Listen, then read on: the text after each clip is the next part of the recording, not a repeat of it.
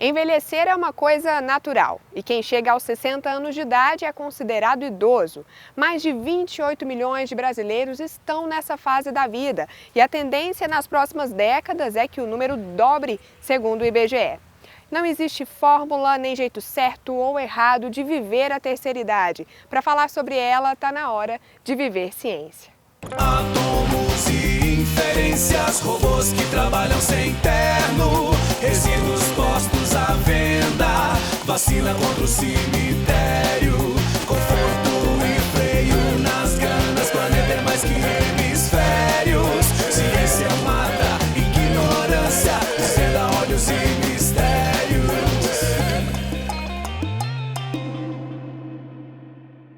Primeiro, vamos conhecer o projeto Idosos Goiânia. Cientistas da UFG acompanharam centenas de pacientes do SUS na capital de Goiás para saber como está a saúde deles na terceira idade.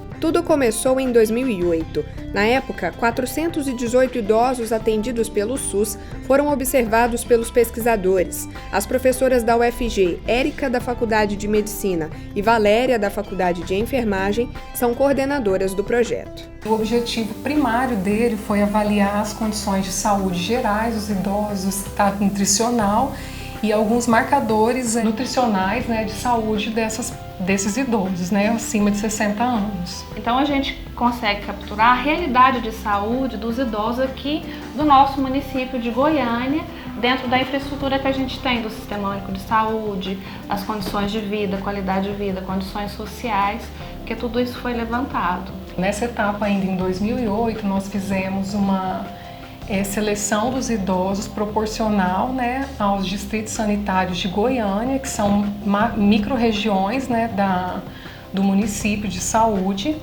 e nós fizemos um sorteio, eles foram selecionados aleatoriamente e nós fizemos entrevista em domicílio. E tinha uma outra etapa em que eram feitas medidas de peso, altura, pressão arterial, e finalizada essa etapa, a gente procedia toda a análise dos dados. A média de idade em geral é de 70 a 72 anos e o perfil geral de saúde acompanha mais ou menos o perfil de saúde do Brasil. Em consumo de muitos medicamentos, em torno de 36% desses idosos consumiam 5 ou mais medicamentos e aproximadamente 40% tinha até 3 morbidades. Então, é um perfil de doenças crônicas, que ele é vivido em outros cenários nacionais também. E além disso, a gente teve uma baixa prevalência de atividade física, ou seja, os idosos eles eram mais sedentários, porém a gente teve uma baixa prevalência de tabagismo, que é inclusive um dos indicadores no Brasil que mais diminui ao longo dos anos. Essas informações são dos idosos em 2008. 10 anos depois, em 2018 e início de 2019, os pesquisadores voltaram a falar com eles para saber como ficou a saúde de lá para cá e comparar os dados coletados. Então a gente abordava o idoso da seguinte forma: se ele lembrava que ele tinha participado do projeto em 2008 e que 10 anos depois ele tinha sido selecionado novamente para participar do projeto. Então, os idosos que aceitavam participar do projeto em 2019 de novo, primeiramente a gente realizava uma entrevista em domicílio. Eram perguntas sobre aspectos gerais da saúde dele. Depois disso, eram marcados exames para realizar na Faculdade de Nutrição e Enfermagem. No dia do exame, o exame começava às 7 horas da manhã. Às 6 horas, tinha uma equipe de pesquisadores que, com uma van, passava no setor e buscava todos os idosos daquele setor que iam fazer o exame naquele dia. Ainda está no início a análise dos dados conseguidos nesse novo contato com os idosos, mas já se sabe que 145 dos participantes da pesquisa faleceram no período de 2008 a 2019. 35% das mortes foram causadas por doenças cardiovasculares, a maioria. A segunda principal causa foi o câncer e a terceira foram questões respiratórias. Entre os idosos que continuaram na segunda fase da pesquisa, a média de idade é de 79 anos e a maioria, mais de 65%, é feminina. 70% desses idosos têm hipertensão, quase 40% têm diabetes e a metade está acima do peso. E dessa observação, o que chamou a atenção, professora? O que chamou a atenção foi a alta taxa de doenças crônicas dos nossos idosos, alta prevalência de hipertensão, de diabetes, de obesidade, né? Então a gente às vezes tem a ideia que o idoso é desnutrido, é magrinho, mas hoje em dia, né, com a mudança que a gente chama transição nutricional, até os idosos mudou um pouco o jeito de se alimentar. E com isso, os fatores de risco cardiovasculares também cresceram bastante. Nesse levantamento agora de 2018, a principal causa de mortalidade foi as doenças cardiovasculares, porque os idosos estão mais obesos, estão mais sedentários, estão se alimentando de uma forma pior. A gente tem até um artigo que foi publicado que a gente avaliou um dos marcadores assim, da qualidade da dieta, da alimentação, que é o consumo de frutas e verduras, que é usado inclusive em parâmetros de pesquisas internacionais. E os nossos idosos têm um baixo consumo de frutas e verduras no seu dia a dia, entendeu? Que é também um fator de risco para as doenças cardiovasculares. E esses alimentos já é comprovado que são fatores protetores para câncer, que é outra enfermidade que está aumentando bastante e que impactou nessa taxa de mortalidade dos idosos. Outra observação da pesquisa foi de que 45% dos idosos passaram a consumir medicamentos considerados inapropriados, porque têm maior potencial de gerar reações adversas do que de trazer benefícios. São ansiolíticos, relaxantes musculares e anti-inflamatórios, por exemplo.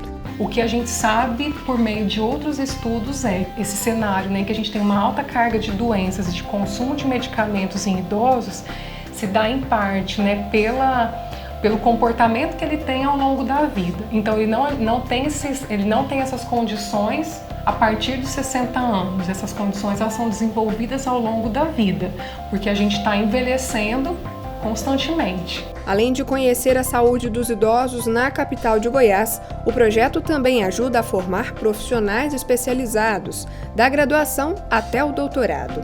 A pesquisa de mestrado da Cristina, por exemplo, é sobre a massa muscular dos idosos. A nossa composição corporal ela tem 3 compartimentos, que se dividem em massa muscular, a massa de gordura e a massa óssea. Então, assim, no meu mestrado eu vou estudar a perda da massa muscular nesses 10 anos. E se essa perda de massa muscular, ela impacta nas condições de saúde desses idosos, como, por exemplo, hospitalização, quedas, número de fraturas e até na mortalidade.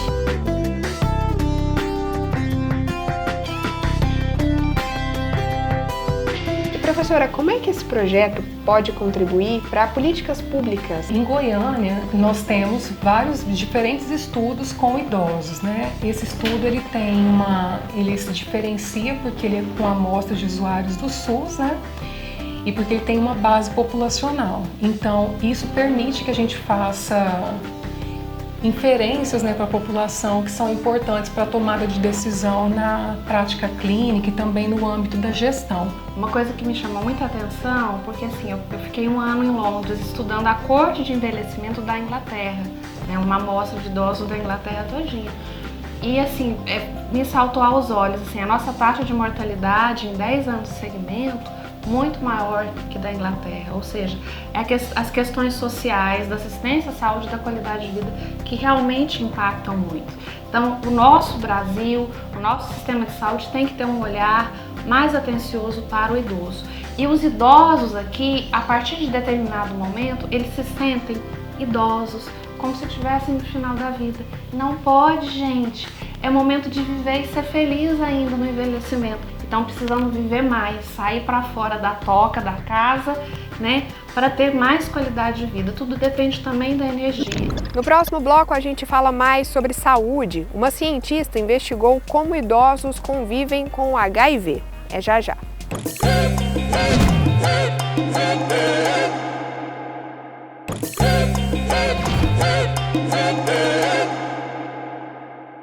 Ainda falando de terceira idade, o nosso tema de hoje, vamos mostrar agora o trabalho de uma pesquisadora que veio até o Hospital de Doenças Tropicais, em Goiânia, para entender como pacientes que têm acima de 60 anos de idade convivem com o HIV. Atualmente, no HDT, Hospital Estadual de Doenças Tropicais Dr. Anwar Awad, são atendidos mais de 10 mil pacientes com HIV e AIDS.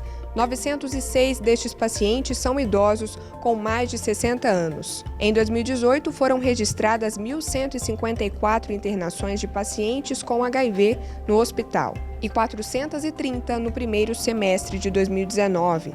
A dispensação dos medicamentos é feita mensalmente na farmácia ambulatorial da unidade. A pesquisadora Márcia desenvolveu na Faculdade de Ciências Sociais da UFG uma pesquisa para investigar como os idosos lidam com o HIV. A literatura, algumas pesquisas estavam apontando que os idosos, essa faixa etária, estava aumentando os casos significativamente com relação ao HIV. Se tinha aquela premissa de que os idosos eram assexuados, não tinham vida sexual ativa. Com o passar do tempo, com as pesquisas e tudo mais, foi se constatando que não, que de fato ninguém está excluído, na verdade.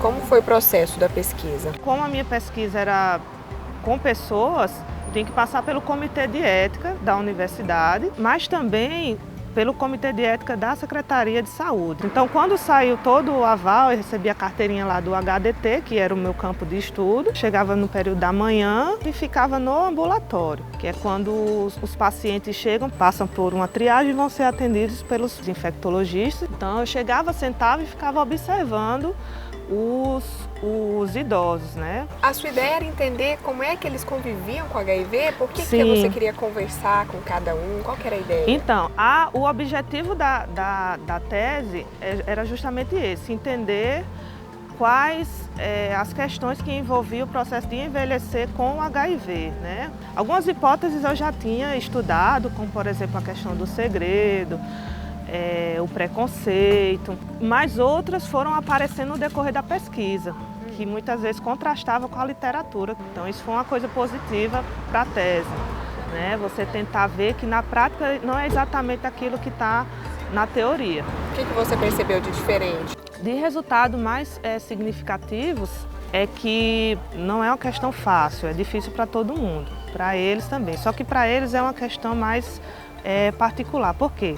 Tem a questão do segredo, né? Então muitas vezes eles contavam histórias que, por exemplo, eles estavam numa reunião de família e na hora de tomar o remédio, que tinha aquela hora, eles saíam, pegavam a medicação, iam para o banheiro e tomavam. Até no próprio HDT também, eu acompanhava algumas situações que eu percebia que era para tentar não mostrar que convivia com HIV. Por exemplo, os idosos eles saíam de lá, pegavam a medicação lá na farmácia e lá na farmácia eles pegavam as caixas de medicações e jogavam tudo no lixo, ficava só com os comprimidos. Eram estratégias que os idosos faziam e outras pessoas também fazem para tentar blindar o preconceito, tentar blindar algumas formas de reconhecimento de que aquela pessoa vive com HIV. Então você vai começando a mudar o seu estilo de vida, a sua forma de agir em virtude do vírus. Então são mudanças muitas vezes drásticas, principalmente pelos idosos. Você viveu a maior parte da sua vida sem o HIV e de repente, numa fase que ninguém espera que você vai ter, nem mesmo o idoso espera que vai ter, começa a ter que conviver, é um aprendizado cotidiano, a cada dia ele tem que aprender como viver e também como não mostrar para os outros que muitas vezes ele tem. As idosas, quando eu pesquisei, das 5 idosas, apenas uma era casada, as outras 4 eram viúvas. E elas adquiriam o HIV não pelos seus maridos, elas adquiriram o HIV em um segundo relacionamento, geralmente com homens ou da mesma idade ou mais jovens. E o mais interessante, que aí, diferentemente da pesquisa que eu fiz com os homens, quando elas descobriam que o parceiro tinha o HIV, elas não quebravam o vínculo com ele. Entre os 15 idosos, né, mulheres e homens que você entrevistou, que você conversou, havia casos em que eles já tinham a doença há mais tempo, não adquiriram na fase idosa da vida? Sim, teve um idoso que ele já estava para completar 20 anos vivendo com HIV. Ele adquiriu na fase adulta, né, mais ou menos por volta de 40 e poucos anos, e ele descobriu muito cedo por acaso. Então, como ele descobriu muito cedo, muito recente, ele começou a tomar as medicações e conseguiu viver durante todo esse tempo, 20 anos. Então, quanto mais cedo você consegue descobrir a doença, melhor. Então, você consegue viver por muito tempo. O tratamento, o cuidado com o idoso que tem HIV é diferente do adulto que tem HIV, por exemplo, por conta da idade? Sim, é um cuidado diferenciado. Por quê? Porque o idoso, ele tem doenças, na maioria das vezes, tem doenças pré-existentes, doenças crônicas, né? Outras doenças como diabetes, como a hipertensão. Então, você tem que trabalhar também tanto o HIV em si, mas também com relação a outras doenças, né? A outros problemas de saúde. Por outro lado, é também mais fácil, porque o idoso, diferentemente de outros grupos, ele é muito organizado e muito frequente nos atendimentos. Então, quando ele começa um tratamento, geralmente ele segue certinho. Olá, meu nome é Sara Mendes, estou como presidente da Comissão Especial do Advogado Sênior e Proteção à Pessoa Idosa da OAB Goiás. O assunto nosso hoje é direitos da pessoa idosa. Estes direitos estão previstos no Estatuto do Idoso, legislação específica para garantir à nossa população brasileira, que hoje conta com mais de 12% acima de 60 anos. Esta é a faixa etária legal que determina que a pessoa se torna idosa. A população do Brasil está envelhecendo e por isso a nossa legislação precisa ser aplicada a tais pessoas que necessitam de proteção. O Estatuto do Idoso, ele prevê direitos à saúde, alimentação, moradia, preferência em atendimento e também prevê que a família é responsável, em primeiro lugar, para cuidar do seu idoso.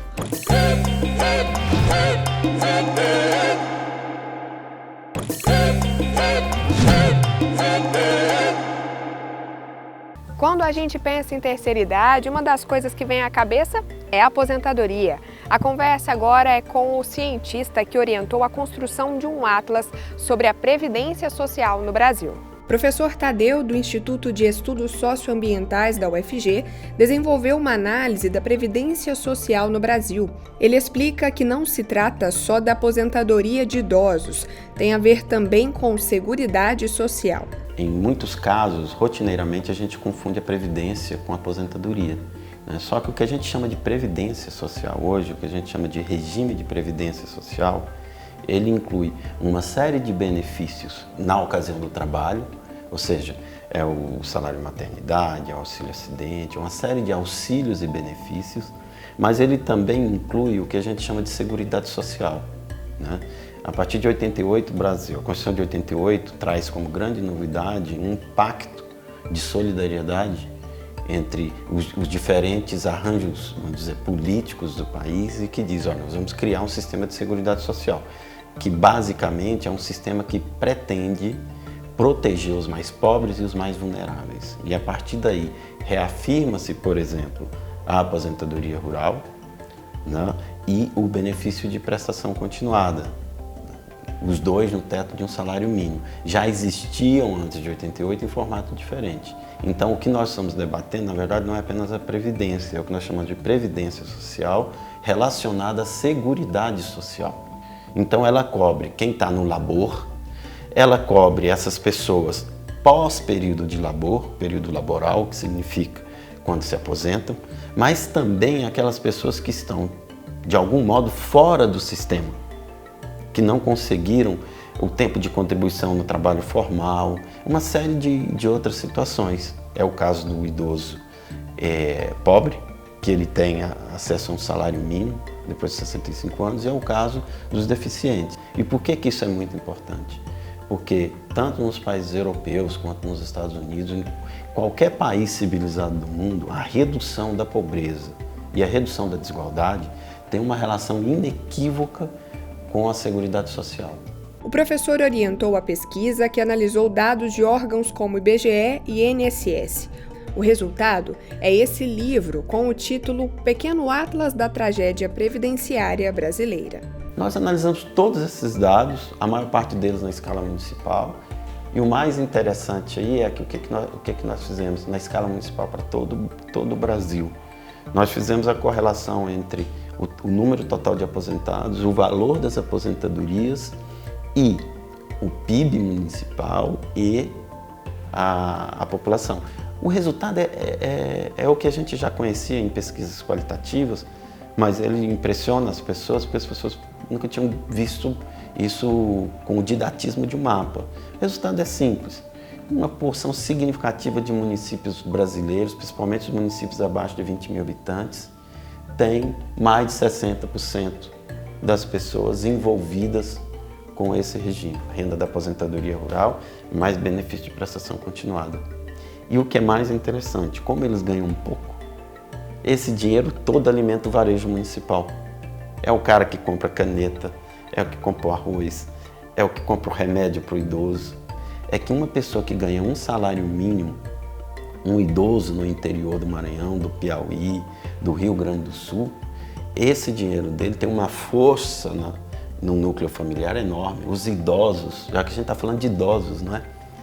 O que ocorreu com os idosos nos últimos anos?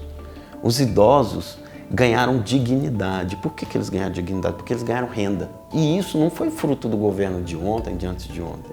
Isso é resultado de um pacto que nós fizemos, pelo menos desde 1988, com o que a gente chamou de Constituição Cidadã.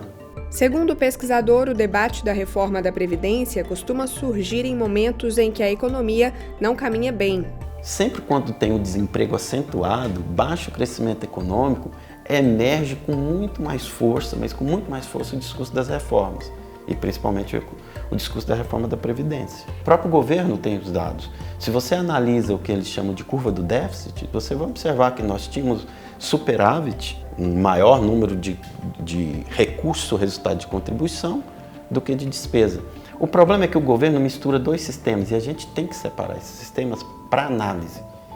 É o que se chama Regime Geral de Previdência, que é o INSS, trabalhador privado, e o outro é o regime próprio de previdência, que é o regime do setor público, que é concursado em prefeituras, no Estado, na União. Aí na União tem as diferenças, os militares da União, o executivo. Por exemplo, de cada R$100 de gasto com os militares no regime próprio da União, eles só colaboram com 4 ou 5. Então, de cada R$100 deles, veja bem, o governo, todos nós, pagamos em torno de 90, 95. Aí vamos pegar o INSS, regime geral. Regime geral. Mais de 85% das aposentadorias do INSS estão abaixo de 2,2 salários mínimos. Um professor que entre hoje na universidade, um funcionário, qualquer um vai ganhar o mesmo teto de aposentadoria, né, desde que contribua, de um trabalhador da iniciativa privada. Então nós estamos reformando, dizendo que vamos combater a desigualdade, mas esse conjunto desses 83%, 84% é quem vai sofrer. Por quê? Porque a partir desse momento exigir-se-á 40 anos, não é de trabalho, é de contribuição. O governo diz, ó, precisamos reformar a Previdência porque tem déficit. Mas a gente esquece que a grande questão da Previdência está relacionada ao mercado de trabalho. O IBGE diz, tem 37 milhões de pessoas em trabalhos informais.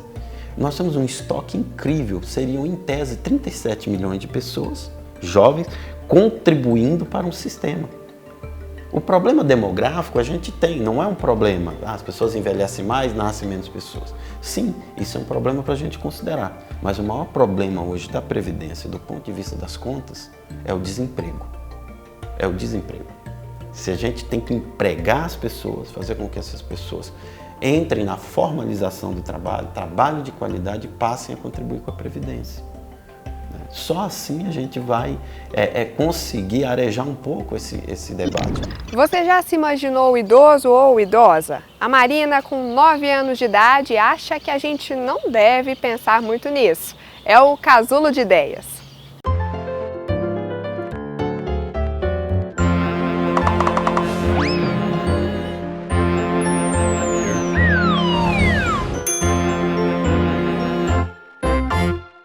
Oi pessoal, meu nome é Marina Reis Ferrari e eu tenho 9 anos. Oi pessoal. Com que idade você acha que a pessoa se torna idosa? A minha mãe disse que a pessoa se torna idosa de 60 ou 80 para cima. E o que acontece no corpo de uma pessoa idosa? O que muda? Vai perdendo a audição um pouquinho. Dependendo ou da idade ou das condições de vida ou saúde, vai perdendo um pouquinho a visão, tem que usar óculos de mais grau, vai perdendo a musculatura.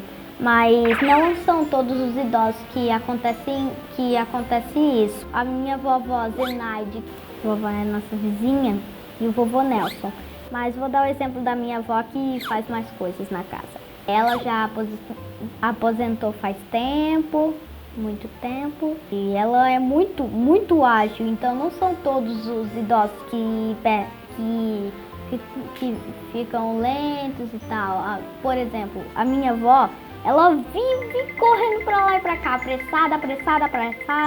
Ela não para por nada. Aliás, ela para só pra dormir, mas isso todo mundo faz. Quais são os direitos de uma pessoa idosa, Marina? Ela tem vaga própria, que é pouco usada, porque idoso normalmente não vai sozinho pro shopping. Você comentou que a sua avó é aposentada. O que é a aposentadoria?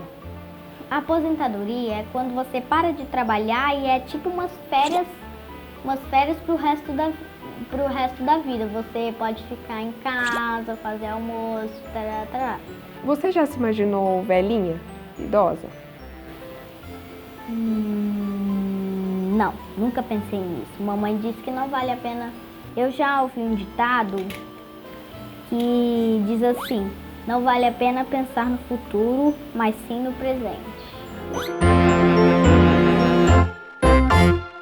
Pesquisas como essa são importantes para a nossa sociedade avançar na saúde e superar preconceitos sobre a terceira idade. O episódio de hoje fica por aqui. Até a próxima!